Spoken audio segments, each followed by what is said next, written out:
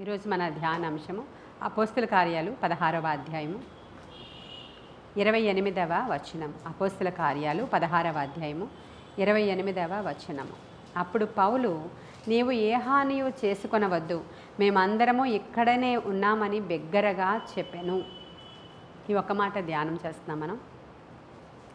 పౌలు చెరసాల నాయకుడితో మాట్లాడుతున్న మాట ఏమంటున్నాడు అతను? ఏ హాని చేసుకొనవద్దు అనేటువంటి మాట. నువ్వు ఏ హాని కూడా చేసుకోవద్దు, ఎంత మాత్రం కూడా నీకు నువ్వు హాని చేసుకోవద్దు అని ఒక పెద్ద కేక పౌలు వేస్తున్నాడు. ఎందుకో ఈ సందర్భం మన అందరికీ తెలుసు. పౌలు శీలలు అనేవారిని చెరసాలలో బంధించి ఉంచారు. ఉదయం నుంచి వాళ్ళని చాలా గాయపరిచారు, అవమానపరిచారు. అసలు సమాజము మధ్యలో, ఊరు మధ్యలో వాళ్ళని కొట్టారు, తిట్టారు, దుర్భాషలాడారు. దానితో విడిచిపెట్టకుండా జైల్లో కూడా తీసుకెళ్ళి వేసేసి బొండలను బిగించి, చాలా చిన్న చిన్న జైళ్ళు అవి, మీకు చాలాసార్లు చెప్పే ఉంటాను నేను. నిలవబడ్డానికి అవ్వదు, పైన తగిలేస్తుంది. ఆ కాళ్ళు పూర్తిగా చాపుకొని కూర్చోవడానికి అవ్వదు. కాళ్ళు కూడా బొండలు బిగిస్తారు, కాళ్ళు కూడా రిలాక్స్గా చాపుకోవడానికి అవ్వదు. అంటే ఇంచుమించు ఇలాగ కర్ర అడ్డు పెట్టేస్తారు అన్నమాట కాళ్ళకి కూడా. అలాంటి జైలు అది. అలాంటి జైల్లో ఈ పౌలు శీలలను వేసేసినప్పుడు వాళ్ళు ఎందు నిమిత్తమై ఆ ఊరు వెళ్ళారో, ఆ దేశం వెళ్ళారో, ఏ పనిలో అక్కడ వాళ్ళు ఉన్నారో అదే జ్ఞాపకం ఉంది. కానీ వాళ్ళకి అవమానం జ్ఞాపకం లేదు, నింద జ్ఞాపకం లేదు, బాధ జ్ఞాపకం లేదు, ఆ శరీరం మీద పడిన దెబ్బలు జ్ఞాపకం లేవు. వాళ్ళకి ఇంకేమీ జ్ఞాపకం లేదు. ఎందుకు వచ్చారో, ఎందుకు వెళ్ళారో ఆ ఊరు అదే జ్ఞాపకం ఉంది వాళ్ళకి. కాబట్టి వాళ్ళు ఏం చేస్తున్నారంటే దేవుణ్ణి స్తుతిస్తూనే ఉన్నారు. వాళ్ళు మధ్యరాత్రి అయిపోతుంది, అయినా సరే వాళ్ళు దేవుణ్ణి స్తుతిస్తూ ఆరాధిస్తూ ఉన్నప్పుడు బలమైనటువంటి భూకంపం అక్కడికి వచ్చినట్లు మనం చూస్తాము. ఆ భూకంపము ఏ ఇంటిని కూడా కోల్చలేదు, అక్కడ ఏ ప్రాణ నష్టమో తేలేదు, అక్కడ ఏ ఆస్తి నష్టము కూడా తేలేదు. కానీ ఆ భూకంపము దైవికమైన భూకంపం. అది అంటే దేవుని యొక్క చిత్తానుసారంగా కేవలం ఆ చెరసాల ఆ పునాదులు అదిరేటువంటి భూకంపం. కాబట్టి అలాంటి భూకంపం అక్కడ కలిగినప్పుడు చెరసాల ఏమంటారు, పునాదులు కదిలిపోయినాయి, అదిరిపోయినాయి. ఆ సంకెళ్ళు కూడా విడిపోయినప్పుడు చెరసాల నాయకుడు ఈ ఖైదీలుగా ఉన్న వాళ్ళందరూ పారిపోతారేమోనని, వాళ్ళల్లో వీళ్ళు కూడా పారిపోతారేమోనని భయపడి కత్తి తీసుకొని తనను తాను పొడుచుకోవాలి అనుకున్నటువంటి సందర్భము అది. అప్పుడు పౌలు కేకవేసి ఏమంటున్నాడంటే, ఎంత మాత్రము నీకు హాని చేసుకొనవద్దు. ఇదెందుకు మనం ఈరోజు మాట్లాడుకుంటున్నామంటే, ఈరోజు చాలామంది మనకి వచ్చిన రిపోర్ట్స్ తక్కువ, రాని రిపోర్ట్స్ చాలా ఎక్కువ. చాలామంది బలవంతంగా మరణించడానికి ప్రేరేపించబడుతున్న దినాలు ఇవి. యవ్వనస్తులు, పెద్దవాళ్ళు, చిన్నవాళ్ళు, స్త్రీలు, పురుషులు, అసలు ఉన్నతమైన వాళ్ళం అనిపించుకున్న వాళ్ళు, ఒకప్పుడు ఎంతో జ్ఞానము కలిగిన వాళ్ళు, అసలు ఎంతెంతో గొప్ప గొప్ప చదువులు కలిగిన వాళ్ళు, వాళ్ళు చేసినటువంటి ఆ భ్రష్టత్వపు క్రియల ద్వారానో, లేకపోతే వాళ్ళు తెచ్చుకున్న స్వయంకృత అపరాధాల ద్వారానో, లేకపోతే ఎవరి ద్వారానో వచ్చినటువంటి కీడు ద్వారానో, ఒక ఇంట్లోనికి ఒక వ్యక్తి ద్వారా ప్రవేశించినటువంటి ఒక సమస్య ద్వారానో వాళ్ళ జీవితాలు వాళ్ళు అంతం చేసుకోవాలి అనుకుంటున్నటువంటి దినాలు ఇవి. వాళ్ళకి తెలీదు, ఇక్కడున్నటువంటి సమస్య నుంచి తప్పించుకుని చనిపోతే ఏదో పీస్లోకి వెళ్ళిపోతాం మనం. ఒకే చనిపోయాడు ఇతను, కాబట్టి అతని యొక్క ఆత్మకు శాంతి కలుగును గాక అని ఒక బోర్డు పెడితే అతను శాంతిలోకి ప్రవేశించేస్తాడు. లేదంటే ఇలాంటి క్రతువులేవో ఆచరిస్తే, ఇలాంటి పూజలేవో చేస్తే, శాంతి కొరకు ఒక మీటింగ్ పెడితే, ఒక 100 మందికి అన్నదానం చేస్తే ఆ ఆత్మ శాంతిస్తుంది అని అనుకుంటారు. కానీ ఖచ్చితంగా ఆత్మహత్య మహా గొప్ప పాపము. అందుకే కదా ఆత్మహత్యకి ట్రై చేసిన వాళ్ళని ఇంకెప్పుడు చేసుకోవద్దు, సరేనా అని వెళ్ళిపోరు, జైల్లో పెడతారు. ఎందుకని? నీకు నీవు హాని చేసుకోవడానికి చట్టం కూడా ఒప్పుకోదు. ఇహపరమందు చట్టం ఒప్పుకోదు, పరలోకమందు చట్టం కూడా ఒప్పుకోదు. కానీ దుష్టుడు ప్రేరేపిస్తున్నాడు ఏమనంటే, ఎందుకు వచ్చిన బ్రతుకునేది చచ్చిపోవచ్చు కదా, ఎందుకు వచ్చిన బ్రతుకు ఇలా అవమానింపబడే కంటే నువ్వు చనిపోవడం మేలు కదా. ఎందుకంటే వాడు పాతాళమంట అపారముగా నోరు తెరచి ఉన్నదంట. ఎవరిని మృంగుదునా అని గర్జించు సింహము వలె వాడు తిరుగులాడుతూ ఉన్నాడంట. అయితే అనేకమైనటువంటి రకరకాల భయంకరమైనటువంటి రోగాలు, ఎక్కడ చూసినా స్వస్థత కొంచెం కూడా లేదు. ఎందుకని? 50% వచ్చేటువంటి అనారోగ్యాలన్నీ పాపము ద్వారా వస్తున్న అనారోగ్యాలు, పాపము చేయడము ద్వారా వచ్చినటువంటి అనారోగ్యాలే 50 అబవ్. మనం ఆలోచన చేస్తే కొన్ని అనారోగ్యాలు అయితే మన దేవుని యొక్క నామానికి మహిమకరంగా వచ్చినటువంటి అనారోగ్యాలు, కొన్ని అనారోగ్యాలు మామూలుగా జనరల్గా వచ్చి అవి తగ్గిపోతాయి. కొన్ని అనారోగ్యాలు మరణానికి తీసుకుని వెళతాయి. ఎందుకంటే మనుషులు మరణించాలి కదా, మనుషులు మరణించాలి. పుట్టినవాడు ఖచ్చితంగా చనిపోవాలి, ఏదో రకంగా చనిపోవాలి. ఎలీషా గారు కూడా మరణకరమైన రోగం వచ్చే చనిపోయాడు కదా ఆయన కూడా. హిజ్కియా రాజు కూడా, ఏ రాజులైనా ఎవరైనా ఎలా చనిపోవాలి లాస్ట్లో? అలా సడన్గా నడుస్తూ ఏం చనిపోరు. వాళ్ళు వృద్ధులైపోయి ఏదో ఒక అనారోగ్యం చేత వాళ్ళు చనిపోతారు. అయితే మరణానికి రావాలి రోగం, లేదా దేవుని నామ మహిమార్థమై కొంతమందికి అలాగ రోగాలు వచ్చినట్లు బైబిల్లో ఎవిడెన్సెస్ ఉన్నాయి. వీడు తప్పు చేయడం ద్వారా ఇది జరగలేదు, కానీ నా నామము మహిమపరచబడుటకే వీడికి ఈ రోగం వచ్చిందని ప్రభువే స్వయంగా చెప్పారు కదా. కాబట్టి అయితే ఆయన నామ మహిమార్థమే రావాలి, లేదు అని అంటే తప్పు చేయడం ద్వారా రావాలి, లేదు అంటే మరణము కొరకు రోగాలు వస్తూ ఉంటాయి. అయితే ఈ రోజుల్లో చాలా భయంకరంగా ఉన్నాయి రోగాలు, తట్టుకోలేనట్లు. అసలు అవి ఏంటో కూడా పేరు పెట్టలేనట్లు. ఒకటి కాదు, రకరకాలవి వస్తూ ఉన్నాయి. మన చర్చిలోనే ఉండి అబ్రాడ్లో జాబ్ చేస్తున్న ఒక బ్రదర్, ఆ బ్రదర్ నాకు కాల్ చేసి చెప్పారు, నా పరిస్థితి టూ బ్యాడ్ అండి. ఎందుకంటే ఇలాంటి అనారోగ్య లక్షణాల వల్ల చాలా, అసలు ఈరోజు బాగుంటే రేపు నాకు బాగుండడం లేదు సిస్టర్. అసలు ఆయన వాయిస్ మెసేజ్ పెట్టినప్పుడు ఆయన మాట్లాడుతుంటే ఏడుపు వచ్చింది అన్నమాట, అంత భయంకరం. ఒకగానొక కూతురు ఉంది, ఆ అమ్మాయికి అయితే ఏవో హెల్త్ ప్రాబ్లమ్స్ అంట చాలా. మరి రీసెంట్గా ఇంకా హెల్త్ ప్రాబ్లమ్స్ ఎక్కువైపోతే డాక్టర్ దగ్గరికి వెళితే ఆ డాక్టర్ ఇంకా నువ్వు 2 yearsే బ్రతుకుతావు, హోప్స్ పెట్టుకోకు అని చెప్పాడంట.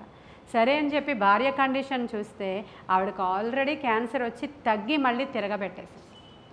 అయితే ఇలాంటి పరిస్థితుల్లో నేను ఉన్నాను సిస్టర్ అని ఆయన కాల్ చేసినప్పుడు ఒక్క క్షణం నాకేమనిపించిందంటే, అనుదినము ప్రార్థనలకు వచ్చి ఇక్కడ కూర్చున్న వారు ఎంత ఆరోగ్యవంతులుగా ఉన్నామో ఒకసారి హల్లెలూయా చెప్పాలి మీరు అందరూ.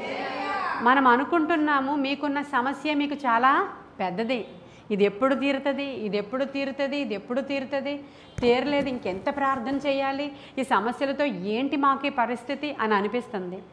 అదే కానీ ఒక రోగం శరీరంలోనికి ఎంటర్ అయిన తర్వాత అది ఇంట్లో చేసేటువంటి టార్చర్ ఎలా ఉంటుందో అది అనుభవించిన వారికే ఖచ్చితంగా తెలుస్తుంది. ఒక ఇంట్లో ఒక అనారోగ్యం గలవారు ఉంటే అది భయంకరంగా ఉంటుంది. ఆ ఒక్క రోగి ద్వారా ఇంటిల్లపాది టార్చర్ అనుభవిస్తూ ఉంటారు. వాళ్ళు నాకు అయితే స్వస్థతవు, లేదంటే నన్ను చంపే, నా వల్ల పిల్లలు ఎందుకు ఇంత బాధపడుతున్నారని ఆ రోగి ఏడుస్తూ ఉంటారు. ఇది పరిస్థితులు. కాబట్టి అటువంటి వారు మరణానికి ప్రేరేపించబడేలాగా శోధకుడు వారిని చుట్టూ ఉన్న మనుషుల నుంచి ప్రేరేపిస్తూ ఆయన ఇంకా రకరకాల వాళ్ళే ఏమంటారు శాపాలు పెట్టుకునేంతగా వారి నోటిని ఉపయోగిస్తూ ఉంటారు వాళ్ళు. దేవుడు ఏమంటున్నాడంటే నీ నోటిని నీవు మంచిగా వాడుకోవాలి, జీవ మరణాలు నీ నోట్లోనే ఉన్నాయి కాబట్టి నువ్వేం చేయాలంట, నువ్వు నిత్యము నన్ను స్తుతించాలి. స్తుతించు. ఇప్పుడు ఏం చేస్తున్నారు పౌలు శీలలు? అక్కడ స్తుతిస్తున్నారు. వాళ్ళు స్తుతించుట ద్వారా వాళ్ళు ఏ చెరసాలలో అయితే ఉన్నారో ఆ చెరసాల ఆ రోజు ఎలా బ్రద్దలైపోయిందో ఖచ్చితంగా మన జీవితంలో ఉన్న చెరసాల అది అనారోగ్యం. నేను జనరల్గా ఈ సమస్య నిన్నే నాకు రిక్వెస్ట్ వచ్చింది కాబట్టి ఆ రిక్వెస్ట్ ఇలా ఆయన ఆ వాయిస్ మెసేజ్లో నాతో మాట్లాడుతూ ఉన్నప్పుడే పరిశుద్ధాత్మ దేవుడు నాకు కొన్ని మాటలు చెప్పినప్పుడు ఇమ్మీడియట్గా టైప్ చేశాను నేను. దాంట్లో చేసి బిడ్డ చనిపోదు, బిడ్డకి స్వస్థత అవుతుంది, ఏమేమి దేవుడు బయలుపరుస్తున్నాడో ఇమీడియట్గా నేను వెంటనే టైప్ చేసి ఆయనకి పెట్టి పాస్టర్ గారికి రిక్వెస్ట్ ఇచ్చాను. పాస్టర్ గారు నాకు మధ్యాహ్నానికి ప్రార్థన చేసి చెప్పారు, నేను ఏమైతే ప్రవచించి ఆయనకి మెసేజ్ పెట్టానో అవే ఆయన రిపోర్ట్లో తీసుకొచ్చి అద్భుతాలు చేసే దేవుడు మనతో ఉన్నాడండి. అప్పుడు నేను చెప్పాను, మీరు నిస్సీలో ఉన్నారు బ్రదర్, భయపడవలసిన అవసరత లేదు, మీ వెనక ప్రార్థించే గుంపు ఉంది. దేవుడు ఎన్ని అద్భుతాలు మన యొక్క సంఘంలో చేశాడు, అంతవరకు ఎందుకు, మీకు ఎన్ని చేశాడో ఒకసారి జ్ఞాపకం చేసుకోండి అని నేను జ్ఞాపకం చేసి ధైర్యపరిచాను నిన్నటి దినాన్ని. కాబట్టి ఈరోజు ఇలా ధైర్యపరిచే వాళ్ళకి ఎంతమందికి ఎందరున్నారు? అందరికీ మనలాంటి సంఘము మనలాంటి సేవకులు ఉండాల్సిన అవసరత లేదు. దేవుడు ఉన్నాడు కదా, వాళ్ళ చేతిలో జీవ గ్రంథం ఉంది కదా.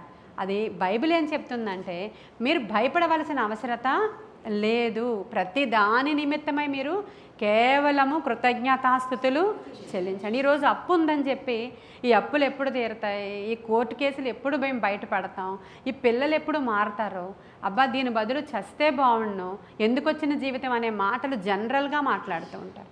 మన సంఘంలోనే ఒక ఆమె ఒకరోజు నాకు ఈ మాట నాకు ఆవిడ చెప్పారు, అబ్బా ఇంకెప్పుడు తీరుతాయి ఈ అప్పులు, చాలా వేదనగా ఉంది, ఇదిగో ఇదిగో వచ్చేస్తుంది ఈ రోజే అని ఎదురు చూపులు అయిపోతుంది ఇక. అంటే అప్పుడు నేను ఒక మాట అన్నాను ఆవిడతో, ఏమన్నాను నేను, అసలు మీ ఇళ్ళ పాదికి దేవుడిచ్చిన ఆరోగ్యము మామూలుది కాదండి, దాని గురించి మీరు కృతజ్ఞతాస్థుతులు చెల్లించండి. ఈ అప్పులు అంటారా, ఈ ఫైనాన్షియల్ ప్రాబ్లమ్స్ అంటారా, ఎప్పటికొకప్పుడు తీరుతాయి, మనము బ్రతికి ఉండి ఇది అది చేయాలి కదా, వాటిని పట్టించుకోకుండా ఆరోగ్యాన్ని బట్టి స్తుతించండి అంటే, ఫ్రస్ట్రేషన్లో ఉన్నారు కాబట్టి ఆవిడేమన్నారంటే, ఎందుకు వచ్చిన ఆరోగ్యం అండి అన్నారు. అలా అనకండి అని చెప్పాను నేను. అప్పుడు ఆవిడ అనిన అదే నెలలో మరణకరమైన రోగం ఆవిడ దగ్గరకు వచ్చింది. అప్పటి వరకు జ్వరం కూడా రాదు వాళ్ళ ఇంట్లో, అప్పటి వరకు జ్వరం కూడా రాదు. నాకు 15 సంవత్సరాల నుంచి తెలుసు వాళ్ళు. రొంప వచ్చి జ్వరం వచ్చిన వాళ్ళు పక్కన కూర్చోబెట్టేసినా, పక్కన అమ్మాయి దగ్గుతూ ఉన్నా ఈవిడ అదే బండగా అలాగే ఉంటారు ఆవిడ. అలాంటి ఆరోగ్యవంతురాలు మరణకరమైన రోగం వచ్చినప్పుడు ప్రభువు ఆవిడకి బయలుపరిచారు, ఇదిగో నువ్వు ఈ మాట అన్నావా దైవజనరాలతో. అప్పుడు వెంటనే ఆవిడ ఫోన్ చేసి, పాస్టమ్మ గారు సారీ అండి, నేను ఈ మాట అనకూడదు, నాకు ఆ రోజు ఉన్నటువంటి బాధ వల్ల వేదన వల్ల నాకు ఆ మాట నోట్లోంచి వచ్చింది, నేను దేవుని క్షమించమని అడుగుతున్నాను, మీరు కూడా క్షమించండి అన్నప్పుడు, అది పొరపాటు ఎప్పుడైతే మనం తెలుసుకుంటామో, ఎప్పుడైతే పశ్చాత్తాపడతామో ఆయన మూవ్ అవ్వడం మొదలు పెడతారు.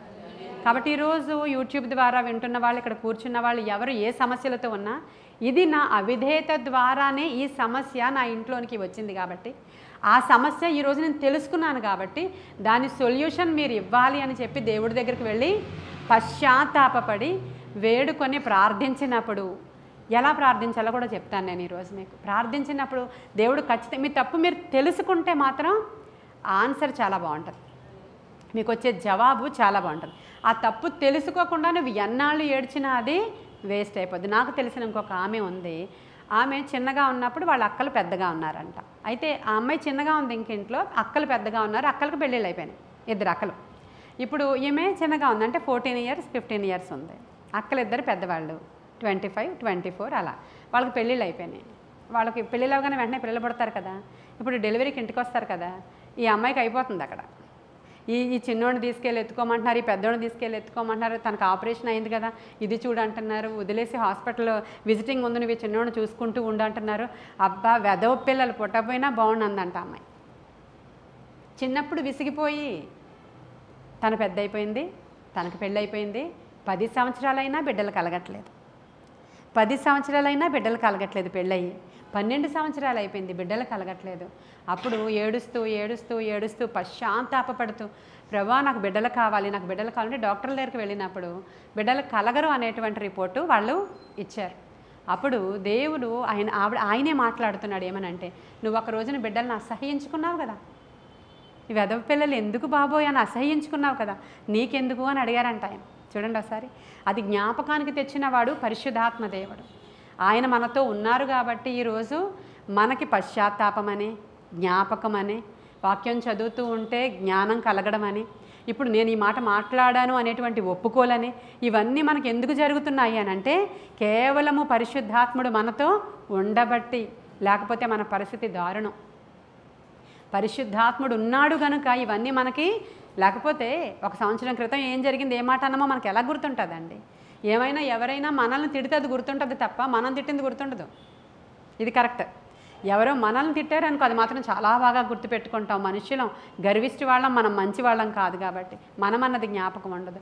అది జ్ఞాపకం రాగానే రోధించి ఒప్పుకొని ఇలాంటి ప్రేయర్సెల్లో అప్పుడు ఆమె ఆ మాట చెప్పింది, నేను ఇలా తిట్టుకున్నాను మా అక్క పిల్లల్ని, అసలు వద్దనుకున్నాను పిల్లలు, ఆ రోజు నన్ను విసిగించారు వాళ్ళు, నేను అందుకనే ఈరోజు గొడ్రాలుగా ఉన్నాను అని చెప్పి ఆ అమ్మాయి ఏడ్చినప్పుడు, ప్రతి తెల్లవారుజామున 3 గంటలకు లేచి ప్రార్థన చేయమనేటువంటి ఒక గైడెన్స్తో వెళ్ళేవాళ్ళం ఆ ప్రేయర్ సెల్లో. అప్పుడు మేమందరం 3 గంటలకు ప్రార్థన చేసేవాళ్ళం లేచి.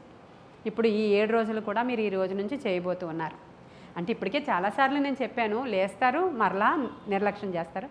5 గంటలకు మీకు తెల్లారుతూ ఉంటుంది. అప్పుడు ఇదే కదా తెల్లవారుజామున ప్రార్థన అనుకుంటూ ఉంటారు మీరు. కాదు, 3 నుంచి 5 వరకు ఉన్న టైమే వేకువ ప్రార్థన టైం. 5 తర్వాత కాదండి, 5 తర్వాత సూర్యోదయం అయిపోద్ది. కాబట్టి ఈ 3 గంటల ప్రార్థన మొదలుపెట్టింది ఆ అమ్మాయి. భార్యాభర్తలు ఇద్దరూ కూడా, ఆయన స్టీల్ ప్లాంట్ ఎంప్లాయ్. అప్పుడు భార్యాభర్తలు ఇద్దరూ కూడా 3 గంటలకే లేచి, ఆయన ఏ షిఫ్ట్ అయితే ఏ షిఫ్ట్లో ఉంటే సి షిఫ్ట్లో ఉంటే 3 గంటలకి ఇద్దరూ లేచి మోకరించి చేతులు పట్టుకొని ప్రార్థన చేయడం మొదలుపెట్టారు. డాక్టర్లు లేదు కాదు అన్నారు, వైద్యులు ఇది అవ్వదు అన్నారు. 12 సంవత్సరాల పైన అయిపోయింది వాళ్ళకి.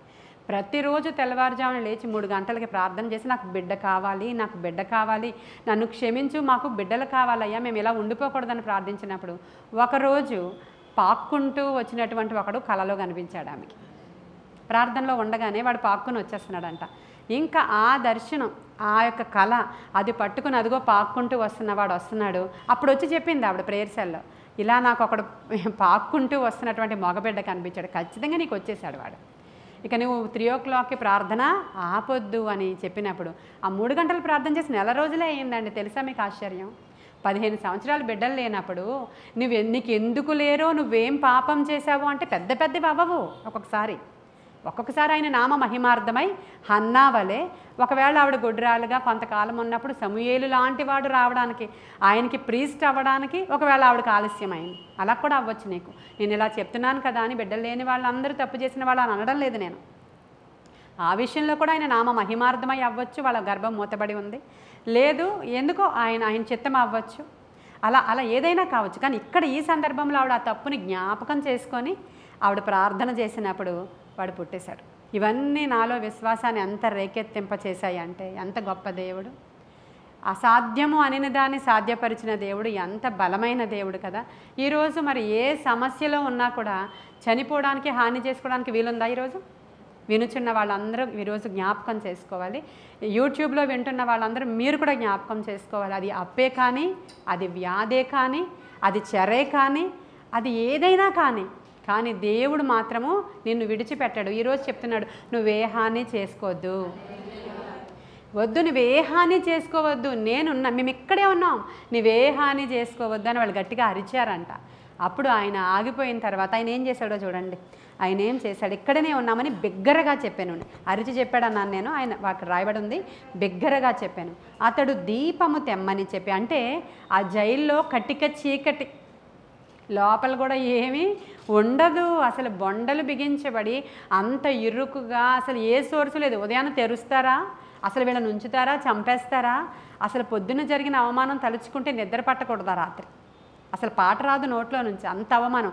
బట్టలు తీసి కొట్టారు, వాళ్ళనే చింపేశారు బట్టలు, అందరూ ఎదురుగా సిగ్గుపరిచి. ఇంత చదువుకున్న వాళ్ళనండి, వాళ్ళేమి ఎక్కడి నుంచి వచ్చారు, చదువుకున్నారు. ఎంత గమలియేలు పాదాల యొద్ద విద్యను అభ్యసించి గవర్నమెంట్ హై పోస్టులో ఉన్నటువంటి ఆయన ఇక్కడికి పరిచర్య కోసం అని వస్తే ఆయన్ని రోడ్డు మీద మొఖం మీద కొట్టి తిట్టి బట్టలు ఊడబెరికి ఈడ్చుకొని చావట్లోనికి తీసుకొని పోయారని రాయబడి ఉంటుంది. ఈడ్చుకొని తీసుకొని వెళ్ళిపోయి బొండలు బిగించి జైల్లో వేస్తే ఇవేమీ జ్ఞాపకం లేవు ఆత్మ సంబంధులకి. హల్లెలూయా! నీవు నిజంగా ఆత్మ సంబంధమైన భక్తి చేస్తూ ఉంటే వాళ్ళు ఇలా అనేశారు, వీళ్ళు అలా అనేశారు, మా పరువంతా పోయింది, ఎందుకు బతుకుతున్నామో మాకే తెలియదు, ఏదో అలా బతికేస్తున్నాం, ఎందుకోలే ఈ జీవితం, ఎందుకు ఇది. మాటలన్నీ కూడా మాట్లాడుతున్న వాళ్ళు శరీర సంబంధులు. మనకు అనిపించవచ్చు, మరి ఎందుకండి మనకే ఇన్ని కష్టాలంటే, ఒక్కసారి బయటికి అడుగు పెడితే తెలుస్తుందండి లోకంలో మనుష్యుల యొక్క సమస్యలు ఎలా ఉన్నాయో, నీవు ఎలా ఉన్నావో, మీ ఇల్లు ఎలా ఉందో. ఇక్కడికి వచ్చి నువ్వు కూర్చుని పొందుతున్న శాంతి సమాధానము ఎవరికి లేదు బయట. అసలు నీకు అలా శాంతి సమాధానాన్ని కొనుక్కోవడానికి ఎన్ని డబ్బులు ఇచ్చినా అవి రావు. అసలు ఎక్కడ నువ్వు కొనుక్కోలేవు అవి. నీకు ఇలాంటి వెలగల మాటలు, ముత్యాల లాంటి మాటలు మీకేం దొరకవు బయట. అది ఇక్కడ నీ కోసము దేవుడు వడ్డిస్తున్నాడంటే, నీ కోసం సిద్ధపరుస్తున్నాడంటే నిన్ను ఎంత ప్రేమిస్తున్నాడో. ఎందుకంటే నువ్వు కేవలం ప్రభువు చెప్తున్నాడు, ఏ సమయంలోనైనా మీరు కృతజ్ఞతాస్తుతులు చెల్లించండి, చాలు, అవి మీకు చాలు. ఈ లోకంలో మీరు చేసిన దానికి ఇక్కడే ట్రీట్మెంట్స్ అన్నీ అయిపోతాయి, ఇక్కడే నువ్వు ఏమంటే కొలిమిలో కాల్చబడినటువంటి బంగారము వలె బయటకు వస్తేనే బంగారు వీధుల్లో నడవగలుగుతావు నువ్వు. కాబట్టే నీవి ఈ సమయంలో ఇక్కడ నిన్ను అలాగాని ఉంచకపోతే నీ హృదయ గర్వము చేత పడిపోయిన కెరూబులాగా నువ్వు అయిపోవా? ఆ కెరూబు ఎలా అయితే పడిపోయాడో వాడును వాడి కొరకు సిద్ధపరచి ఉంచినటువంటి నరకాగ్నిలోనికి నీవు వెళ్ళిపోవడం నాకు ఇష్టం లేదు. అందుకే నీ గర్వాన్ని అణచడానికి. అంతేనా? మనలో కొంతమందికి గర్వాన్ని అణిచి అసలు ఏంటి సత్యమేంటి, మనం ఎలా ఉన్నాము, యేసు వలె జీవిస్తున్నామా, ఈ లోకంలో ఆయన ఎందుకు వచ్చారంటే ఇలా జీవించాలని చెప్పడానికి. ఇలా అహింసా పద్ధతిలో బ్రతకాలి, తగ్గించుకోవాలి, అనేకులకు మాదిరికరంగా ఉండాలి, అనేకులకు ఉపయోగకరంగా ఉండాలి. నువ్వు ఉప్పు వలె ఉండాలి, వెలుగులాగా ఉండాలి, నీవు సువాసనలా ఉండాలి. అందుకని నిన్ను నేను ఏర్పాటు చేసుకుంటే నీవేమో నీకోసం నువ్వే బ్రతికే బ్రతుకు, గర్విష్టి బ్రతుకు, శోధకుడి యొక్క బ్రతుకు, ఏదో నా కోసం నేను బ్రతికితే చాలు అనుకునే బ్రతుకు నీవు బ్రతుకుతున్నావు. కాబట్టి నిన్ను ప్రేమిస్తున్నాను గనుకనే నిన్ను మందలిస్తున్నాను, నిన్ను ప్రేమిస్తున్నాను గనుకనే ఒక దెబ్బ కొడుతున్నాను నేను. ఎందుకంటే నీవు లోబడి మరలా మంచి మార్గంలోనికి నీవు వస్తావని. ఇది దేవుని యొక్క సిద్ధాంతం. వెర్రివారికి వెర్రివారి యొక్క సిద్ధాంతంలాగే కనబడుతుంది. జ్ఞానులకు ఇది అర్థమవుతుంది. జ్ఞానము కలిగిన స్త్రీలు తన ఇంటిని కట్టుకోగలుగుతారు. వారు ముందు ఈ సూత్రాలను నేర్చుకుంటే చాలు, ఇల్లంతా బాగుపడిపోయినట్లే. అప్పుడు ఆ ప్రేయర్సల్లో అంటే బేసికల్గా కొన్ని మంచి లక్షణాలు ఉండి ఉండొచ్చు, ప్రేయర్సల్లో ప్రార్థన నేర్చుకుని ఉండొచ్చు, తర్వాత దేవుని ఆత్మ మమ్మల్ని నడిపించి ఉండొచ్చు. అందరం కూడా ఈ రోజు వరకు కూడా దేవుని ఆత్మ చేత నడిపించబడుతూ ఆ కుటుంబాలను కట్టుకున్న వారముగా ఈరోజు ఎందరో కుటుంబాలను కట్టే వాళ్ళంగా దేవుడు మమ్మల్ని తయారు చేశారు ఖచ్చితంగా కదా. ఈరోజు ఇక్కడ కూర్చున్న మీ బాధ్యతలు కూడా అవే. ఎలాగండి మరి ఇతరులు ఎలాగ మనకైతే మీకు ప్రతి వారం చెప్తున్నాను, ఇలా ఉండండి ఇలా ఉండండి. ఇక ఏం సూత్రం లేదు. నిన్న ఒకటి చెప్పాను నేను. పాల్ యాంగెచ్ అనేటువంటి ఆయన మందిరంలో ఏం చేశారో, దేవుడు ఆయనకి ఏం బయలుపరిచారో చెప్పాడు ఆయన. ఆ సిద్ధాంతాన్ని వాళ్ళు తీసుకుని ప్రతి వేకువన వాళ్ళు మొత్తం సంఘం అంతా వాళ్ళ ఆఫీసులకి ఇంకా తయారైపోయి వచ్చేస్తారనమాట. 4 o'clockకి వాళ్ళు 4 o'clockకి మొత్తం అందరూ వాళ్ళకి ఇంకా మనలాగా పప్పు వండుకోవడం, పప్పు ఆకుకూర, మళ్ళీ ఇటువైపు అన్నము పెరుగన్నం వేరేగా ఏం చేసుకోరు వాళ్ళు. అవుట్ సైడే బహుశా వాళ్ళకి అన్ని క్వాలిటీ ఫుడ్ వాళ్ళు ఇలాంటివన్నీ తినరు కాబట్టి వాళ్ళు ఇంకా అలా స్నానం చేసి అలా బ్రష్ చేసుకుని అలా వెళ్ళిపోతారంట అక్కడికి. ఆ తర్వాత వెళ్ళిపోయి ఆఫీస్కి వెళ్ళిపోతే బ్రేక్ఫాస్ట్ కొనుక్కొని వెళ్ళిపోతారు వాళ్ళు. అంతే, అది ఇంట్లో తయారు చేసుకునేవి కూడా ఉంటాయి. ఈవినింగ్ వచ్చి ఆ తిండి కోసం వాళ్ళు ఆలోచిస్తారంట. ప్రతిరోజు అసలు వాళ్ళ మందిరం దగ్గర నుంచి ఆ యొక్క ఊరు చివరి వరకు కార్లు అలాగ పార్క్ అయి ఉంటాయంట. ఎందుకని? 4 గంటల ప్రార్థన కోసం వేకువనే మొత్తం సంఘం అంతా ఉంటారంట. వాళ్ళు అలా ప్రార్థనలు చేస్తూనే ఉంటారంట. ఒక రోజున పాస్టర్ గారు ఆ 4 o'clock ప్రార్థనలు పెట్టినప్పుడు ఆయన యవనస్తుడు, వాళ్ళ అత్తగారు చాలా ప్రేయర్ఫుల్ ఆవిడ, దక్షిణ కొరియా ఆవిడ, చాలా ప్రేయర్ఫుల్ విమెన్ అంట ఆవిడ. ప్రతిరోజు అలారం పెట్టి 4 గంటలకి అసలు లేచావా లేదా అని పాపం ఆయన చంపుకు తినేసేదంట యవనస్తుడిని. అత్తగారు కోసమని వెళ్ళేవాడంట పాస్టర్ గారు. అయితే ఒక రోజుని పాపం 4 దాటిపోయిన దానికి మెలకు రాలేదంట. ఇంకా ఆవిడ ఫోన్ చేస్తూనే తిట్ల వర్షం కురిపించిందంట. నువ్వు ఒక సేవకుడివేనా? అసలు నీకు సేవ చేయడం వచ్చా? నువ్వు సేవకుడు అయితే 4 గంటల వరకు నిద్రపోతున్నావు ఎందుకని తిడుతుంటే ఆ తిట్లకి మర్చిపోయి ఆయన లాల్చి పైజామాతో వెళ్ళిపోయాడంట, నైట్ డ్రెస్ తోటే వెళ్ళిపోయి నుంచి అందరి వైపు చూస్తే అందరూ నవ్వుతున్నారంట ఆయన చూసి. అంటే అంత అలా తిట్టిందంట ఆవిడ. ఆ పాస్టర్ గారు రాశారు ఆయన బుక్లో, మా అత్తగారు తిట్టిన తిట్లకి నేను ఎలా ఉన్నానో కూడా చూసుకోలేదు, వెళ్ళిపోయాను అలా రాశారు ఆయన బుక్లో. అలా లక్షల కొలది సంఘము ఆయన చక్కగా రాస్తున్నాడు. మా సంఘంలో అప్పులతో ఉన్నవాళ్ళు ఎవరు? ఒక చిన్న ఉప్పు వ్యాపారం స్టార్ట్ చేస్తే వాడు కరోడుపతి అయిపోతున్నాడు. ఎందుకని? ఆయన మందిరం కట్టిస్తూ ఉన్నప్పుడు అక్కడ ఉన్న సంఘస్థులు అందరూ వాళ్ళ ఇల్లులు అమ్మేశారంట. అందరూ అంటే ఫస్ట్ పాస్టర్ గారు అమ్మేశారంట, తర్వాత అందరూ అమ్మేసి ఆ ఆలయాన్ని వాళ్ళు కట్టించుకున్నారంట. సియోల్ ఆలయం. మనం దక్షిణ కొరియా ఫ్లైట్లో వెళుతూ ఉంటే ఇక దక్షిణ కొరియా వస్తుంది అంటే ఆ ఆలయం కనబడుతూ ఉంటుందంట. అంత పెద్దది, అంత పెద్ద ఆలయం. ఆ యొక్క దక్షిణ కొరియాలో ఆ ఊరిలో అంతా కూడా మధ్యాకాశంలో దురాత్మ సమూహాలేమీ ఉండవంట. ప్రియమైన దేవుని బిడ్డలారు, అయితే ఈ తెల్లవారుజామున ప్రార్థన ఒకటేనా? ఇంకా డే అంతా చేయక్కర్లేదా? మనలాగా ఇంకా పడుకోవచ్చా అంటే కాదు. మరలా కొన్ని కుటుంబాలకి ఆ టైం టేబుల్ ప్రకారం ఆ గుహల్లోనికి వెళ్ళిపోయి ప్రార్థన. 2 రోజులు ఇంక బయటికి రాకూడదు ఆ కుటుంబం అంతా. ఫుల్ ఫాస్టింగ్ అక్కడంతా ఆ కుటుంబం అంతా 2 రోజులు విజ్ఞాపన ప్రార్థన దేనికోసమో తెలుసా? వాళ్ళ అప్పు తీరడం కోసమో, వాళ్ళ వ్యాధి తీరడం కోసమో, వాళ్ళ ఇల్లు కట్టుకోవడం కోసమో కాదు, ఆత్మల రక్షణ. హల్లెలూయా. ఇక సంవత్సరానికి 10,000కు పైగా ఆత్మలు, సంవత్సరానికి 10,000 అండి, అలా 1,00,000 అండి, తర్వాత 5 లక్షలు అండి, మొత్తం ఆ దేశాన్ని స్వతంత్రించుకున్నారు వాళ్ళు. అసలు ఆయన చనిపోయేటప్పటికి ఎన్ని లక్షల మంది ఉన్నారో ఆయనకే తెలియదు. అసలు అంతటి పెద్ద సేవ విస్తరించేసింది. కారణం ఆయన కేవలం ఇదే నేను ఇందాక చెప్పాను, ఆయన హృదయంలో మా దేవుడు మమ్మల్ని ఆశీర్వదించడానికే పిలిచాడు తప్ప ఆయన మమ్మల్ని ఇలాగ బాధలు పడడానికి, వేదన పడడానికి, వ్యాధులతో ఉండడానికి, బాధలతో ఉండడానికి, ఇరుకులతో ఉండడానికి, ఇబ్బందులతో ఉండడానికి మా దేవుడు మమ్మల్ని పిలవలేదు. మమ్మల్ని మా దేవుడు ఎలా పిలిచాడంటే అని దేవుని వాగ్దానాలను ఎత్తిపట్టుకుని ఆ దర్శనాన్ని హృదయంలో కలిగి ఆ చిత్రాన్ని కనుల ముందు పెట్టుకుని ప్రార్థించేవారంట వాళ్ళు. అంతే. ఆ చిత్రాన్ని కనుల ముందు పెట్టుకోవడం కూడా రావాలి కదా మనకి.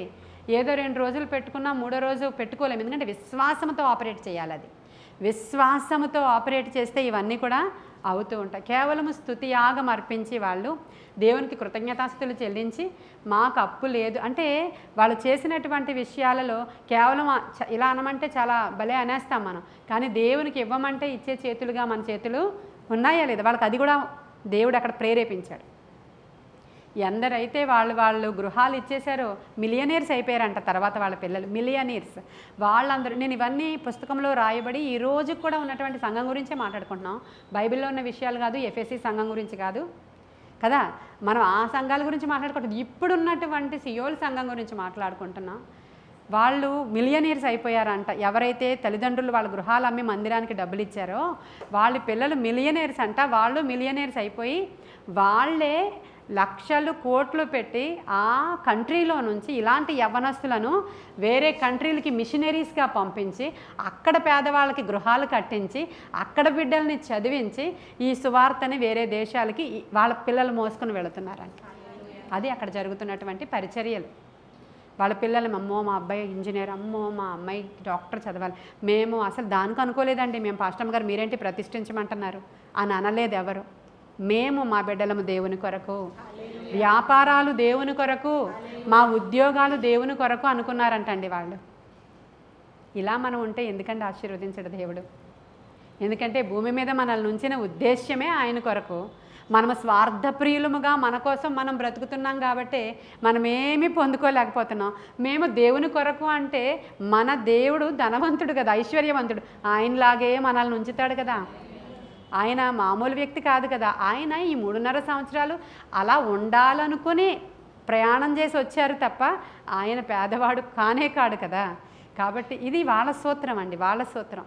అసలు వాళ్ళ యొక్క దాతృత్వం ఎంత బాగుంటుందంటే ఆ పుస్తకాల్లో చదివేటప్పుడు అసలు అంటే నేను ఇలా మీకు చెప్తే అదేదో మోటివేషన్ క్లాసులా ఉంటుంది, కానీ వాళ్ళ దాతృత్వం చాలా విస్తరించిన కారణంగా వాళ్ళ సంఘం కూడా అలా విస్తరించిపోయిందంట. ఆ సంఘంలో అసలు ఏ మాత్రం ఎవ్వరు బేదలు లేనే లేరని అక్కడ ఆయన దేవునికి ఇచ్చి నష్టపోయిన వాళ్ళు ఎవరు కూడా లేరు. కాబట్టి మనం ఇక్కడ ఇల్లులు ఇచ్చి అక్కర్లేదు, మీ ఆస్తులు ఇవ్వద్దు, మీ పొలం ఇవ్వద్దు, ఏమి ఇవ్వక్కర్లేదు. కానీ మన హృదయాలను మార్చుకుంటే ఎప్పుడు ఆయనకి ఏం అవసరమో అలా మనము మారేలాగా ఆయనే చేసుకుంటాడు. నా హృదయం ఆయనది, నేను ఆయన సొత్తు. ప్రభువా నేను నా పిల్లలని సొత్తు, మమ్మల్ని ఏం చేయమంటావో చెప్పు, మేము ఎలా ప్రార్థించాలో చెప్పు. కేవలం స్తుతించడమే నాకు వచ్చని చెప్పాను నా పుట్టినరోజు మెసేజ్లో చెప్పాను కదా. నా పుట్టినరోజుకి ఒక సాక్ష్యం చెప్పినప్పుడు నేనేం చెప్పానంటే నాకు ప్రార్థన చేయడం రాదు, కేవలం స్తుతించేదాన్ని. ఇలా ఈ పదాలన్నీ కూడా చేర్చుకొని నేను ఆయన 1-2 గంటలు అలా ప్రార్థించేవాళ్ళమని చెప్తే ఒక ఆవిడ ఇన్స్పైర్ అయ్యారంట నా పుట్టినరోజు సాక్ష్యం ద్వారా. భీమవరం ఊరు నుంచి ఆవిడ నాకు కాల్ చేశారు. ఆవిడ పేరు నిరుపమ. ఆవిడ కాల్ చేసి చెప్పారు, సిస్టర్ మీరు మీ పుట్టినరోజు మెసేజ్లో చెప్పారు కేవలము స్తుతించడం ద్వారా 1-2 గంటలు మీరు అద్భుతం చూశానని. నేను ఆ రోజు నుంచి అదే పద్ధతి దేవుని యొక్క నామాలన్నీ పట్టుకొని కేవలము నేను ఆవిడ రాత్రి స్తుతించారో పొద్దున స్తుతించారో నాకు తెలియదు. స్తుతించడం మొదలుపెట్టిన నెల రోజులు నేను ఎందుకు స్తుతించానంటే ఒకటే పెట్టుకున్నాను, ఏం పెట్టుకున్నానంటే నా కుమారుడికి జాబ్ రావాలి, నా బిడ్డకి జాబ్ రావాలి, వాళ్ళు స్టడీస్ కంప్లీట్ అయిపోయి ఇంట్లో ఉన్నారు, ఏదో సంథింగ్ ఎక్కడికో వెళ్ళొచ్చారో అబ్రాడ్ మరి నాకు తెలియదు. మొత్తానికి ఆ బిడ్డకి జాబ్ రావాలని ఒక నెల రోజులు, మే నెలలో కదా నేను చెప్పాను, ఆవిడ జూన్ నెల అంతా మే నెల అంతానో బహుశా మరి నెల రోజులు కరెక్ట్గా స్తుతించారంట. స్తుతిస్తే ఒకటి కాదంట, నెల తర్వాత 2 జాబులు వచ్చినాయి అంట. ఆవిడ నెల రోజులు ప్రార్థన చేసినప్పుడు 2 జాబులు ఒకేసారి వచ్చాయంట. ఆ బాబు ఆల్రెడీ జాయిన్ అయిపోయాడంట. ఇప్పుడు మళ్ళీ పెద్ద కుమారుడు కోసం ప్రార్థన స్టార్ట్ చేశాను నేను, మీరు కూడా చెయ్యండి అని చెప్పి నాకు రిక్వెస్ట్ అంతా ఆవిడ ఇచ్చి, ఇది మా సాక్ష్యం అండి అని చెప్పి ఆవిడ చెప్పారు. అంటే ఇప్పుడు మనకు అర్థమవుతుంది ఏంటంటే, మన హృదయాలు తేటగా ఉంచుకోండి. ఫస్ట్ ఈ సమస్యల్ని పదే పదే పదే పదే ఎత్తి అక్కడ ప్రార్థన చేసి దాని గురించి పట్టుకుని, నువ్వు చూసావా ప్రభా, నువ్వు చేసావా ప్రభా, నాకు చూడు ప్రభా, ప్రభా వాళ్ళు వచ్చేస్తున్నారు ప్రభా, ప్రభా నేను ఇప్పుడు ఏం చేయాలి, ఇలా అనకుండా ప్రభా నువ్వు తప్పకుండా విడిపించడానికి సమర్థుడవని నమ్ముతున్నాను, నువ్వు కార్యం చేసావని నమ్ముతున్నాను అని చెప్పి దేవుణ్ణి హార్ట్ఫుల్గా స్తుతించండి. ఇప్పుడు అది జరుగుతుందని స్తుతించడం వేరు, హార్ట్ఫుల్గా స్తుతించడం వేరు కదా. మీరు అక్కడ కూర్చున్నారంటే మిమ్మల్ని దేవుడు ఎందుకు తయారు చేశాడంట, ఆయన్ని స్తుతించడానికే సృజించుకున్నాడంట. ఇది నా జాబ్, నాకు దేవుడు అంటే చాలా ప్రేమ. ఒక అన్యురాలైనటువంటి హాగరే అబ్రహాము దేవుడికి అంత మంచి పేరు పెట్టుకుంటే, మనం మన దేవునికి కొత్తగా ఆయన నామాలను పెట్టుకొని నువ్వు స్తుతించలేవా? అంటే దేవుని మీద మనం ప్రేమ ఎందుకు రావట్లేదంటే, అసలు దేవుడు నిన్ను ఎలా చూస్తున్నాడో నీకు తెలియట్లేదు కాబట్టి. నీకు తెలియట్లేదు కదా ఆ ప్రేమని. నువ్వు ఇలా ఉన్నావంటే, బ్రతికున్నావంటే, అసలు ఇక్కడ కూర్చున్నావంటే, నీకు ఇంత బోధ అందుతుందంటే, నీ కోసం ప్రార్థించే ఒక గుంపు ఉందంటే, నీ కోసం ఏడ్చే సేవకులు ఉన్నారు అని అంటే, నేను ఎంత ప్రేమిస్తున్నాడో దేవుడు, అది అర్థం అవ్వట్లేదు మీకు. అది అర్థమైతే దేవుడు ఎంత గొప్పవాడు, ఎలా పోషించాడండి మనల్ని దేవుడు, ఎలాగ మనల్ని ఉంచుతున్నారండి దేవుడు, మన పిల్లల్ని ఎలా పోషించారండి దేవుడు. ఈరోజు ఇంకా ఆయన ఘనమైన కార్యాలు నీ కోసం నీ బిడ్డల కోసం చేయాలనే ఆశపడుతున్నారు. కానీ నువ్వు లోబడట్లేదు కదా, నువ్వు లొంగట్లేదు కదా. మనము లోబడితే లొంగితే ఇంకొంచెం ఆశీర్వాదకరమైన కార్యాలని చూడగలుగుతాం. ఒళ్ళు బద్ధకానికి అప్పగించకండి దయచేసి. పాల్ యాంగేచ్చో గారు అత్తగారికి 80 సంవత్సరాలంట. ఆవిడ 3 నెలలకు ఒకసారి 40 రోజులు 70 రోజులు, 3 నెలలు అంటే ఇంక 70 రోజులు ఇంకేంటి, అలా ఉపవాసం ఉంటుందంట. ఆ కొండ మీదకి వెళ్ళి ప్రార్థనలు చేస్తే స్ప్రింగులాగా ఎగురుతూ స్తుతిస్తుందంట ఆమె. ఆ యొక్క ఆరోగ్యానికి రహస్యం ఏంటంటారు? ఆవిడే ఇన్స్పిరేషన్ అంట పాస్టర్ గారికి, ఆవిడే ఇన్స్పిరేషన్ అంట ఆ పాస్టర్ గారికి. ఆ 80 ఏళ్ళ ఆవిడ అలా గెంతుతుంటే నేనేంటి అని ఆయన కూడా ఉపవాసం ఉండడానికి ఆ పాస్టర్ గారికి అత్తగారి ఇన్స్పిరేషన్ అంట. ప్రియమైన దేవుని బిడ్డలారా, నాకు ముసలైపోయాను, నడువు నొప్పి, మోకాలు మొన్నే ఆపరేషన్ చేశారు, నా కళ్ళు ఇది, నా ఒళ్ళు ఇది, నాకు మొన్నే ఏం అసలు పక్కన పడేయండి. మ్యానుఫ్యాక్చరర్ ఆయన, నీకు ఏం కావాలంటే అది నూతన అవయవాన్ని ఆయన పెడతాడు కూడా తీసుకొచ్చి. అసలు నువ్వు ఇంకా అలా ఉన్నావు నీ శరీరంలో అంటే అది దుష్టుడికి అప్పగించావు నీ శరీరాన్ని. ఒక్కసారి ఆలోచన చేసుకోండి, మౌల్డ్ చేసుకోండి శరీరాన్ని. దీన్ని లోబరుచుకునే సాధనమే ఉపవాసము.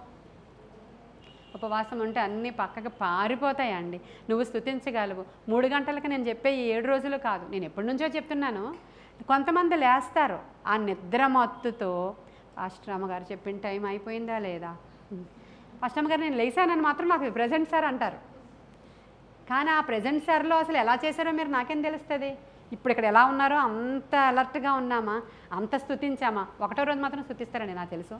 ఆ తర్వాత లేవండి, 12 అయిపోయినా లేవండి, 1 గంట అయిపోయినా లేవండి. లేస్తే నువ్వు అక్కడ నుంచి వెళ్ళిపోవాలి, అక్కడ నుంచి ఆ మంచం దగ్గర నుంచి వెళ్ళిపోవాలి. నువ్వు పక్కకి కిచెన్లోకి వెళ్ళిపోయినా పర్లేదు, మీకు ఒకటే రూమ్ ఉంటే నాకు తెలిసి, నాకు తెలియపోతే మీకు ఒకటే రూమ్ ఉందనుకోండి, కిచెన్లోకి వెళ్ళిపోయినా పర్లేదు. దినకరణ్ గారు ఎక్కడ ప్రార్థన చేసుకునేవారు తెలుసా మీకు? అంటే పుల్లలు, వాళ్ళు ఏమంటారు, కర్రల పొయ్యిలు ఉంటాయి కదా ఇది వరకు రోజుల్లో, ఆ పొయ్యిలో పెట్టే పుల్లలు వేసేటువంటి గది ఒకటి ఉండేదంట. దాంట్లో తేళ్ళు, జీరలు, పాములని అలాగా శుభ్రంగా ఉంచుతారా కర్రలు పెట్టుకునే రూమ్ని. అది కూడా చాలా చిన్న కొట్టు గది అన్నమాట. అది మన మాటల్లో చెప్పాలంటే కొట్టు గదిలోకి వెళ్ళి ఆఫీస్కి వెళ్ళే ముందు ఆయన తయారైపోయి బట్టలు వేసేసుకొని తయారైపోయి ఆ పుల్లల మధ్యలోకి వెళ్ళి కూర్చొని, మరి వాళ్ళ ఇంట్లో ఇంక ప్లేస్ లేదంట, అక్కడికి వెళ్ళి ఆయన మై మరచి దేవుడిని స్తుతిస్తే ఆ పుల్లల గదిలో నుంచే పరలోకానికి తీసుకెళ్ళేవాడు దేవుడు. ఈరోజు మనకు ఒక గదాన్ని ఇచ్చాడు కదా దేవుడు, బాగానే ఉంది కదా ఆ రూము, మనం స్తుతించగలం కదా. ఆ టైంలో మనల్ని ఎవరు అభ్యంతరపరచరు కదా. నీ టైంలోకి నీవు లేచి పొద్దున్న క్యారేజ్ పెట్టాలి మరి, లేకపోతే మళ్ళీ 3 గంటలు వేస్తే తంతారు. కాబట్టి ఆ టైంలో నీవు లేచిన చక్కగా పొద్దున్న మరలా గుణవతి అయినటువంటి భార్యలాగా లేచి స్తుతించి, మనకంటే అన్యులు తెల్లవారు 3 గంటలకు లేస్తారు, మీకు తెలుసో లేదు. వాళ్ళ పిల్లల కోసం అన్నీ సిద్ధపరుస్తారు. 4 గంటలకు మేము ఎప్పుడైనా రాజమండ్రి పరిచర్యకి వెళ్ళేటప్పుడు నేను తెల్లవారుజామున వెళుతూ ఉంటే వాళ్ళు 5 గంటలకి అప్పుడే పువ్వులు ఏరుకోవడం, 5 కూడా అంటే వింటర్లో 5 అంటే చాలా డార్క్గా ఉంటుంది. అప్పటికే స్నానం అయిపోద్ది వాళ్ళకి, తలకు అవన్నీ కట్టుకుని ఉంటారు. మా వీధిలోంచి చాతలు దిగేసరికి వాళ్ళందరూ ముగ్గులేసేవాళ్ళు ఒకళ్ళు, కట్టుకునేవాళ్ళు, పువ్వులు ఏరుకునేవాళ్ళు ఒకళ్ళు. 4కి వాళ్ళందరూ లేచిపోతుంటే నీకున్న బద్ధకం ఇంత అంత అని చెప్పలేను నేను. ఎన్ని గంటలు లేస్తారో ఒకసారి ఆలోచించుకోండి. మళ్ళీ పైగా కార్యాలు జరగట్లేదో, ఈ కార్యాలు జరగట్లేదో. ఆయన కొన్ని సూత్రాలు చెప్పాడమ్మా. నువ్వు ఇలా చేస్తే ఇలా ఉంటావు. గుణవతి అయిన భార్య, జ్ఞానవంతురాలైనటువంటి స్త్రీ ఎలా ఉంటుందంటే ఆవిడ వేకువనే లేస్తుందండి, అన్నీ చక్కబెట్టేసుకుంటుందండి, దేవునితో సహవాసం చేస్తుందండి, బేదలకు సహాయం చేస్తుందండి, పైగా కొంత ఇన్వెస్ట్మెంట్ చేస్తుందండి. ఆ తర్వాత ఇంటి కోసం ఏమో వస్త్రాలు కూడా నేస్తుందండి. ఆమె భర్త ఆమెను బట్టి కొనియాడబడతాడండి. ఆమె బిడ్డలు ఇదంతా చూసినప్పుడు అమ్మ నీ వల్లేనమ్మా ఈరోజు మేము ఎంత ఆశీర్వదింపబడ్డామని చెప్తారంట. ఏ హాని చేసుకోవాల్సిన అవసరత ఎవరికి కూడా లేనే లేదు. ఆ మాటలు మాట్లాడాల్సిన అవసరత ఎవరికీ లేనే లేదు. ఈయనేం చేశాడంటే దీపం పట్టుకొని చెరసాల నాయకుడు లోపలికి వచ్చి అయ్యలారా చూడండి ఒకసారి సాగిల పడతాడు ఆయన. వణుకుచ్చు పౌలును శీలను దగ్గరికి వచ్చాడు చూడండి 29వ వచనం. అతడు దీపము తెమ్మని చెప్పి లోపలికి వచ్చి వణుకుచ్చు పౌలుకును శీలకును సాగిలపడి వారిని వెలుపలకు తీసుకొని వచ్చి అయ్యలారా రక్షణ పొందుటకు నేనేమి చేయవలనెను. అందుకు వారు ప్రభువైన యేసునందు విశ్వాసముంచుము, అప్పుడు నీవును నీ ఇంటి వారును. అది ఇప్పుడు చనిపోవాలనుకున్న వాళ్ళు, ఈ బాధల్లో ఎందుకు వచ్చింది జీవితం, దేవుణ్ణి విడిచిపెట్టాలనుకున్న వాళ్ళు, భక్తికి దూరంగా పోవాలనుకున్న వాళ్ళు, చేస్తున్న ప్రార్థనలు మానేయాలనుకున్న వాళ్ళు, తమకు తామే తిట్టుకోవడం, శపించుకోవడం, హాని చేసుకోవాలనుకున్న వాళ్ళు ఏం చేయాలా? దేవుని యందు విశ్వాసముంచుము, అప్పుడు నీవును నీ ఇంటి వారును. అంతే. ఎవరెవరైతే మరణకరమైన రోగాలు, ఇంట్లో రోగాలు, బాధలు, బంధకాలు, అప్పులు, ఇంకా అవమానాలు, నిందలు, ఉద్యోగం లేదని చాలామంది చాలా చాలా డిప్రెషన్లో ఉన్నారంట యవనస్తులైన పిల్లలు. చాలా హయ్యర్ స్టడీస్ చదువుకుని ఉద్యోగాలు లేవు వాళ్ళకి. కోర్టు కేసులు ఒక పట్టాన తేలవు. పెళ్లి చేసుకుంటారు ధూమ్ధామ్గా. అసలు ఆ భార్యాభర్తల మధ్యలో సఖ్యత లేక డిప్రెషన్లోనికి వెళ్ళిపోతున్నారు మగపిల్లలు చాలామంది. ఆడపిల్లలు అరుస్తారు, మగపిల్లలు అరవలేక డిప్రెషన్లోనికి పోతూ ఉన్నారు వాళ్ళు. ఇంకా ఏదో మొత్తానికి వీళ్ళు వచ్చి చెప్పుకోగలరు బయట, పిల్లలు చెప్పుకోలేరు మగపిల్లలు. వాళ్ళు అలా వెళ్ళిపోతున్నారు, ఆడపిల్లలు ఇలా వెళ్ళిపోతున్నారు. అంత గందరగోళం. అసలు ఎక్కడ చూసినా యేసునందు విశ్వాసం ఉంచితే చాలు, ఆయన వైపు చూస్తే చాలు, స్తుతించడం వస్తే చాలు. వేకువ ప్రార్థన చాలా పవర్ఫుల్ అండి. లేచి ప్రార్థన చేయడం మొదలు పెడితే, అంటే మొదలు పెట్టమంటే నేను 2 రోజులు ప్రార్థన చేసి జరగలేదేంటే నా వైపు చూడొద్దు. 1 సంవత్సరం, ఇన్ని రోజులు ట్రై చేస్తున్నారు కదా, 1 సంవత్సరం కూడా కాదు, నెల చేసి చూడండి పోనీ. ఆ నెల తర్వాత మీకు మంచిగా ఉంటుంది, మీ ఆత్మలో చాలా బాగుంటుంది, మీ సోల్ అసలు ఆనందిస్తూ అంతరంగ పురుషుడు చాలా యాక్టివ్గా ఉంటాడు అన్నమాట.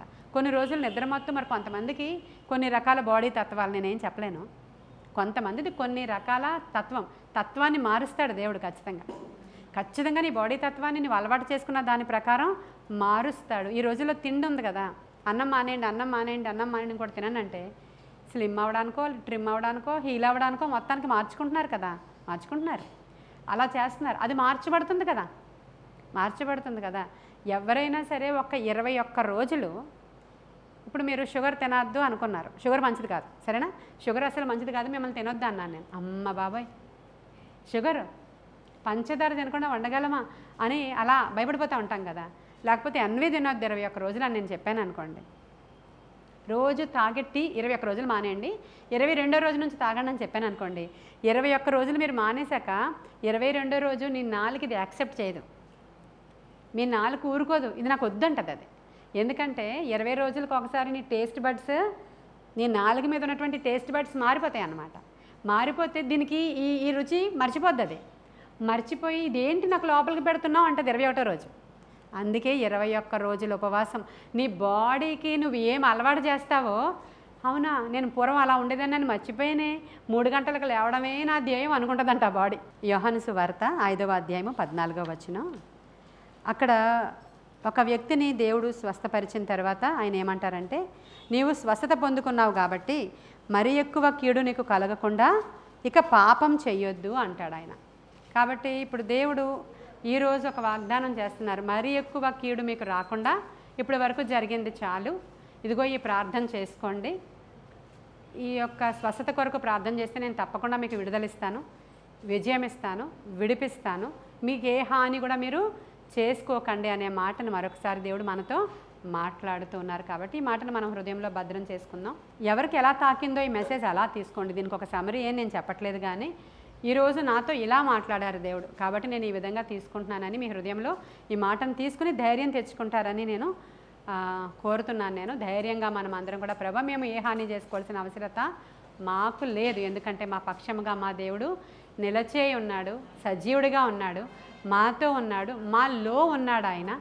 ఆయన గొప్ప కార్యాలు చేయగల సమర్థుడు. మాకు కార్యాలు చేయకుండా ఉండడానికి ఆయన చేతులు ఏం కురచగా లేవు, మా మాటలు విననేరకుండానట్లు ఆయన చెవులేమీ మందంగా లేవు. దేవా మాకు సహాయం చేసినందుకు వందనాలు, ఈ మాటలు మాతో మాట్లాడినందుకు వందనాలు. అందరం అలా ప్రార్థన చేసుకుందాం. మహాపరిశుద్ధుడైన తండ్రి, మహోన్నతుడైన దేవానికి వందనాలు, నీతి సూర్యుడానికి వందనాలు, నిత్యుడా వందనాలు, సర్వాంతర్యామి మీరు మాట్లాడారయ్యా. ఈరోజు మాతో బలం తెచ్చుకుంటున్నాం, మరి ఎక్కువ ప్రార్థనా లోతుల్లోనికి ఎదుగుతున్నాం. ఆత్మకార్యాలు ఇంకా మాలో జరిగించమని ప్రభా, ఇంకా నీ ఆత్మలో వర్ధిలిన కొలది ప్రియుడా, నీవు ఆత్మలో వర్ధిలిన కొలది అన్ని విషయాల్లో వర్ధిల్లుతావు అనే ఆ యొక్క మాట మా జీవితంలో నెరవేర్పులోనికి వచ్చునుగాక. నాయన ఎవరైతే ఎందరైతే నాయన రోగాలతో బాధలతో ఇరుకులతో ఇబ్బందులతో దేవ సమస్యలతో అప్పులతో అవమానాలతో అయా ఉద్యోగం రాలేదని, వివాహం జరగలేదని, అవమానము వచ్చిందని, వ్యసనాలు పోవట్లేదని, మా భర్త మారట్లేదని, భార్య లోబడట్లేదని, ప్రభా డబ్బులు రావడం లేదని, పేదరికం పెరిగిపోయిందని ఎందరూ నాయన వారి జీవితాల్లో హాని తలపెట్టుకుంటున్నారో అటువంటి హాని తలపెట్టుకునే వారందరూ ఇప్పుడే విడిపించబడుదురుగాక. దుష్టుడి యొక్క పన్నాగాలు విరగొట్టబడునుగాక, ఆత్మకార్యాలు జరుగునుగాక, వారి అవసరతలు తీరునుగాక. మహా గొప్ప దేవుడు మా పక్షముగా ఉన్నాడని ఈరోజు ఏ హాని తలపెట్టుకోకుండా అయా నాయన చెరసాల నాయకుడి కుటుంబానికి రక్షణ కలిగినట్లు వారి కుటుంబాలలో కూడా దీవెన రక్షణ కలగడానికి సహాయం చేయమని యేసయ్య శ్రేష్ఠ నామంలో ఈ ప్రార్థనని సన్నిధికి చేర్చుకుని జవాబు దయచేయమని మిక్కిలి వినయముగా అడిగి ప్రార్థించి వేడుకొని పొందుకొని ఉన్నాము మా ప్రియ పరలోకపు తండ్రి. God bless you.